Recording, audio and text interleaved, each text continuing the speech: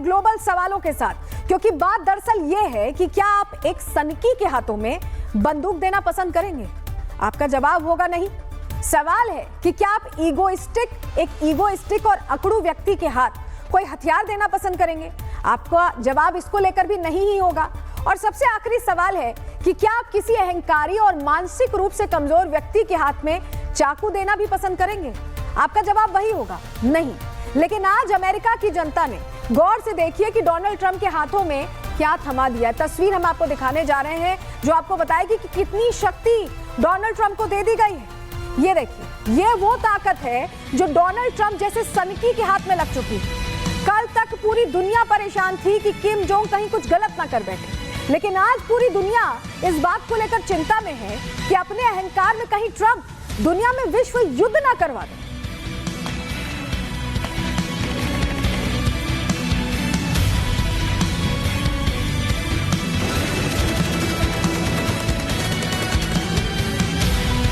आप जानते हैं कि डोनाल्ड ट्रंप के पास हथियारों की कमी नहीं है, लेकिन समस्या यह है कि वो इन हथियारों को खिलौना समझ बैठे हैं। और B-2 बॉम्बर जैसे खतरनाक हथियार की चाबी भी डोनाल्ड ट्रंप के हाथ में ही है। मतलब कहीं भी किसी भी पल किसी भी देश में वो अपना ये B-2 बॉम्बर छोड़ सकते हैं।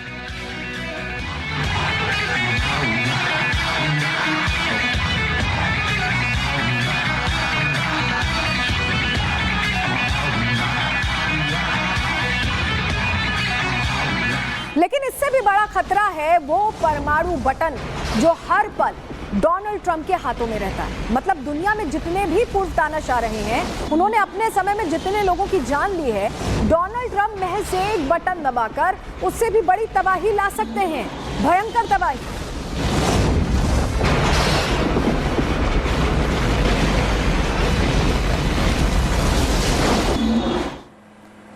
न्यूक्लियर बटन तो कई देशों के हाथ में, लेकिन पाकिस्तान और ट्रंप के हाथ में इस बटन का होना विश्व के लिए सबसे बड़ा खतरा है। पाकिस्तान जो चंद सिक्कों की खनक के आगे एटम बम बेच सकता है, तो वही डोनाल्ड ट्रंप परमाणु की धमकी देकर ग्लोबल गुंडागर्दी पर उतर आते हैं। बीते दिनों ही मदुरो को जिस तरह ट्रंप ने वेनेजुएला से उठवाया, आपको हम वो तस्वीर भी दिखा रहे हैं, ये इसका सबसे बड़ा उदाहरण है।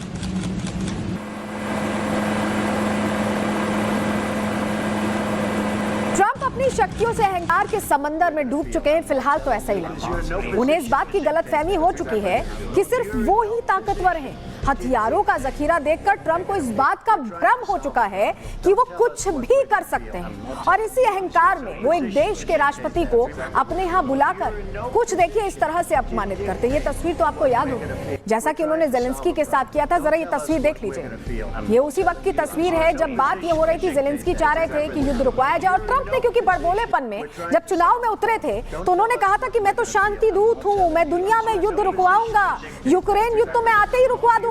उसके बाद जब मुलाकात हुई तो कैसे जेलेंस्की के साथ उन्होंने व्हाइट हाउस के अंदर बर्ताव किया, यहां तक कि जेलेंस्की अपना खाना पीना छोड़ के वहां से चले गए थे। इस तरह की बदमजगी हुई थी। ये तभी की तस्वीर हम आपको दिखा रहे हैं। लेकिन ट्रंप ने उन लोगों पर नरमी दिखाई है जो शहबाज शरीफ और मुल्ला मुनीर की तरह उनके खानदानी नौकर बन चुके हैं। और यही वजह है कि डोनाल्ड ट्रंप के रवैये से पूरा विश्व परेशान है। और अब ऐसा लगता है कि अमेरिका के लोगों ने सत्ता गलत हाथों में सौंप दी है। जिसे देश से ज्यादा दुनिया पर दादागिरी झाड़ने में मजा आता है, उस शख्स को सत्ता मिल चुकी है और वो इस दादागिरी को दिखाकर मोगैम्बो की तरह खुश होता है।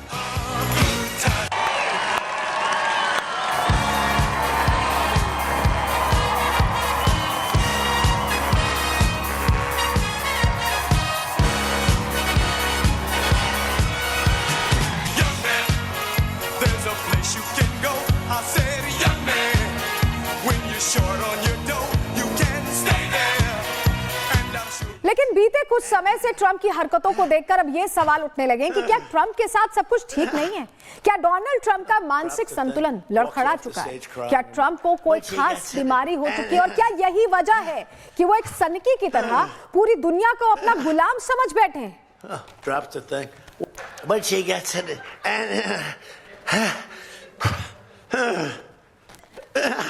और देखिए, कल दावोस में माफ कीजिएगा, बोलते हुए डोनाल्ड ट्रंप कैसे एक नासमझ की तरह बर्ताव करते दिखे, वो भी देखना जरूरी है। उसे इस बात से आपको समझना चाहिए कि वो ग्रीनलैंड को आइसलैंड बोलते रहे, ग्रीनलैंड का नाम ही नहीं ले पाए, अजरबैजान को अबरबैजान बताने लगे। कुछ लोग इसे कर्मा बता रहे हैं क्योंकि यही डोनाल्ड ट्रंप एक वक्त पर जो बाइडेन की जमकर खिल्ली उड़ाया करते थे, उनकी एक्टिंग किया करते थे कि वो पागल हो गए हैं। लेकिन आज पूरी दुनिया में ट्रंप की खिल्ली उड़ रही है। सुनिए जरा कैसे खो गए अपनी बातों में, उन्हें समझ ही नहीं आ रहा कि बोल क्या रहे हैं। आप खुद सुनिए। I know that they'd be there for us. They're not there for us on Iceland, that I can tell you. I mean, our stock market took the first dip yesterday because of Iceland. So Iceland's already cost us a lot of money. But that dip is peanuts compared to what it's gone up. The border was out of control. We fixed it with the strongest border anywhere in the world. And I've now been working on this war for 1 year, during which time I settled 8 other wars. India, Pakistan. I settled other wars that were. Vladimir Putin called me, Armenia, Azerbaijan. He said, I can't believe you settled that one. They were going on for 35 years. I settled it in 1 day. Then President Putin called me. He said, you know, I can't believe I worked on that war for 10 years trying to settle it. I couldn't do it. I said, do me a favor, focus on settling your war. Don't worry about that one. आपने सुना, ऐसा लग रहा है कोई आत्ममुग्ध व्यक्ति अपनी तारीफों पर तारीफ किए जा रहा है। तारीफ तो दूसरे करते हैं, खुद ही तारीफ करते रहना, अपनी बड़ाई करते रहना है, बताना कि मैंने ये युद्ध रोका, मैंने ये किया, मैंने वो किया। इसी वाले मोड में रहते हैं ट्रंप जब से इस बार सत्ता में आए हैं। लेकिन जब हम कह रहे हैं कि कोई मनोवैज्ञानिक दिक्कत है क्या, तो उसके पीछे कुछ साक्ष्य है। ऐसा हम नहीं कह रहे हैं, किसने कहा है, क्यों ये खबर आई है, चलिए डिटेल इस पर आपको ग्राफिक्स के जरिए दे देते हैं। क्योंकि मनोरोगविद यानी साइकोलॉजिस्ट डॉक्टर बैंडी ली की एक किताब प्रकाशित हुई, किताब पब्लिश हुई, और उस किताब का नाम था dangerous case of Donald Trump. इसमें 27 मनोचिकित्सकों ने ट्रंप का जो बिहेवियर है, जो बर्ताव है, उसके बारे में बताया है।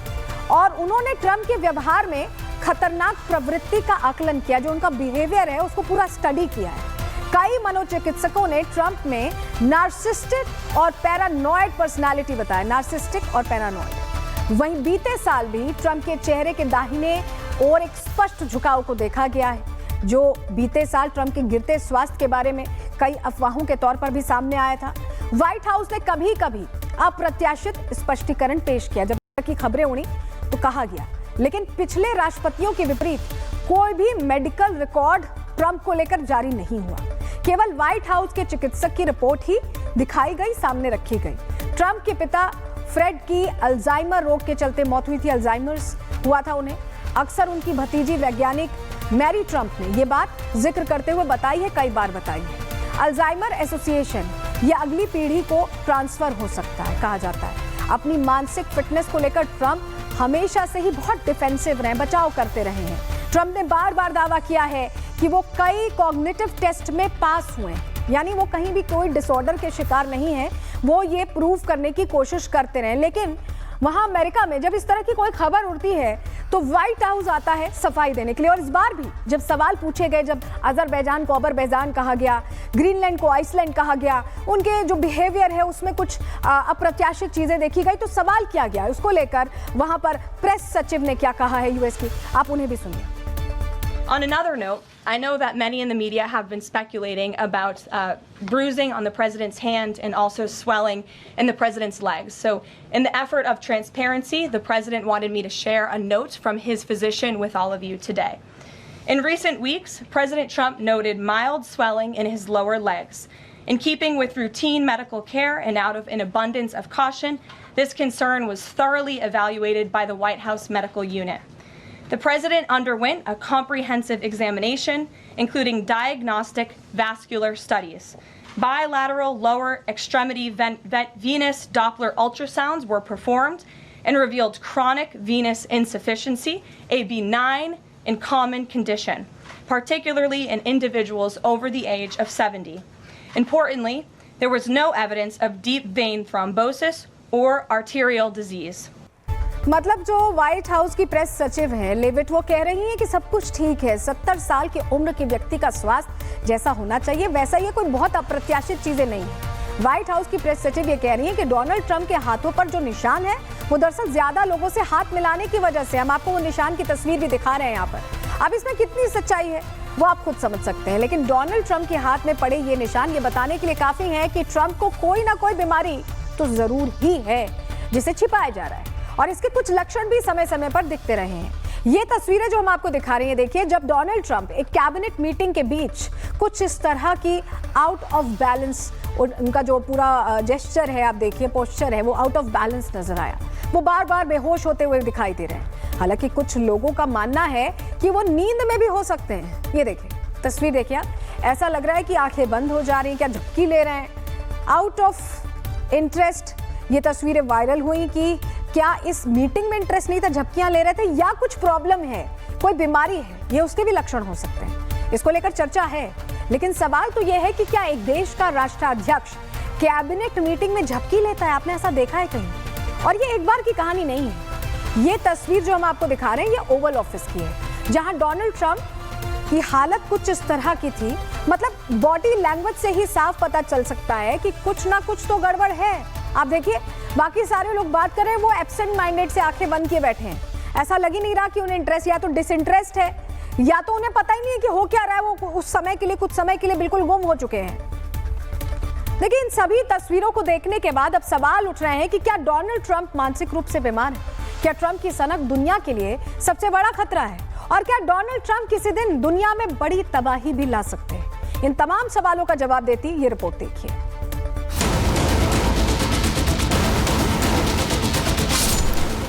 डोनाल्ड ट्रंप के बीते 1 साल का कार्यकाल एक बात की तस्दीक करता है कि वो दुनिया में शांति का मुखौटा लगाकर लौटे थे, लेकिन उनके हाव भाव ये बताते हैं कि उनके दिमाग में युद्ध चल रहा है। मादुरो को घर से उठाने के बाद जिस तरह डोनाल्ड ट्रंप ने ये बात कही कि पूरी कार्रवाई को वो कमांड सेंटर से लाइव देख रहे थे, और ये सब कुछ उनके लिए एक टीवी शो के जैसा था, उनके व्यक्तित्व और विचारों पर बड़े सवाल खड़े करता है। ट्रंप की इन बातों से दुनिया को इस बात का तो आभास हो गया था कि डोनाल्ड ट्रंप अपनी ताकत से बौखला गए हैं। वो इस गुमान में है कि वो कुछ भी कर सकते हैं। कभी खुद को सबसे शक्तिशाली कहते हैं, कभी खुद को तानाशाह बताने लगते हैं।